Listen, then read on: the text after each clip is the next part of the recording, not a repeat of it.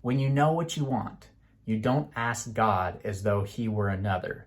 You ask your individual self to bring about your desire, for you are he.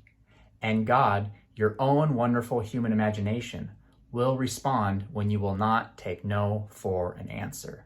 I love that. And here's why I love that. And a lot of the teachings we hear about, manifesting and things like that, talk about the universe and speaking to the universe and allowing the universe to deliver things for you, or allowing God to deliver things for you, and as if we're kind of waiting on this outside force to help us out through life. And Neville's quote is saying, you don't ask God, you don't ask the universe, you are God, you are the universe. So you don't have to go outside and ask this, and he says you don't need to do that.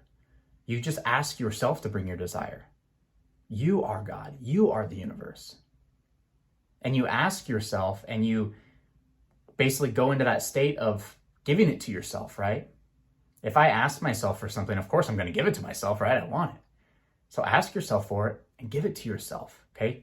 Just go into that imaginary state, which is God, which is you. So you are your imagination. So your imagination is real, and fill yourself with your desire now.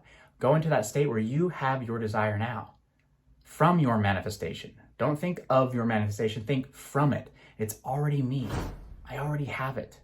I am God. I am the universe. I give it to myself. I claim it right now. It is mine, and I feel it with all my conviction. Yes, it is mine. It is mine. And the most powerful thing about that quote is at the very end. And you will receive your manifestation when you will not take no for an answer. I love that. Not take no for an answer. That means every time we look out here with our senses in this 3D reality and we do not see our manifestation, we can't go, well, I don't see it out here, so that's the truth. I can't manifest it. I'm done, and walk away. No, you cannot take no for an answer. If you see a result out here in this 3D reality that does not reflect the manifestation that you want, you say, that's not my end result. This is not it. This is not my end result. And you go back to that imaginary state. You go back to affirming, feeling it in here. I will not take no for an answer. There's power in that. I love that, because a lot of times we get tripped up, right? We don't see what we want on the outside. We feel the abundance in here, and we affirm that we are abundant and we're worthy of money, and money flows effortlessly and easily, and we get in that state of just feeling so wonderful. But then we open up our wallet and butterflies or moths, whatever, fly out. But in that moment where we look at that, we don't take no for an answer. We look at that, we don't say, yeah, this is how it is. Here's my wallet. That's how it is. I'm actually poor. No. We look at it and say, you know what? This is only an appearance. This is only a reflection of how I used to feel about money. That's not my new reflection. That's not the new version that I'm putting out. I don't need to ask anybody for anything. I give it to myself. I give myself abundance now. This is not my end result. And go back inside of you and feel that again and again with conviction. It's a done deal. It's final. That's it. Case closed.